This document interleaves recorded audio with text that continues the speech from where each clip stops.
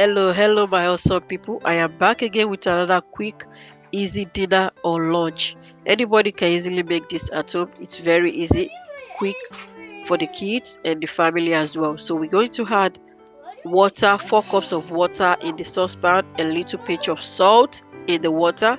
Then you're going to add your spaghetti in the water and let it boil for 7 minutes or until tender to your taste. Then once it's soft, we're going to drain the water out and put it aside. But for me, I love to add some little olive oil in the spaghetti so that it's not going to clog together. So we're going to put it outside and slice our onions, get your garlic and your ginger. So I'm going to slice everything.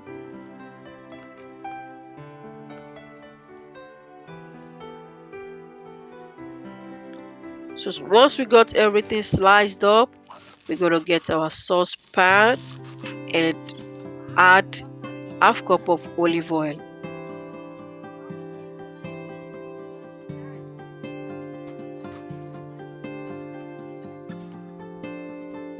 Then I'm going to add my onions and garlic in the oil.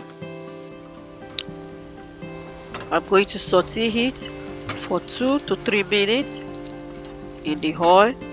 Make sure you leave your stove on low heat. And once it's all sauteed, I'm going to pour 1 can of tomato sauce. Add my paprika, 1 tablespoon of paprika to give it some, some taste. I love my stew spicy. Then I'm going to stir in my spice and herbs to give it some taste, and you can also add little pinch of salt as well. Then I'm adding 3 cans of tuna. This recipe is very good for fish lovers, you know. So 3 cans of tuna will do the job. And I'm going to cover it to simmer for 2 minutes. After 2 minutes, you can see this is what we got. And I'm going to add my spaghetti. And voila, we got our easy spaghetti recipe ready. And our food is ready in 15 minutes. The food is all ready.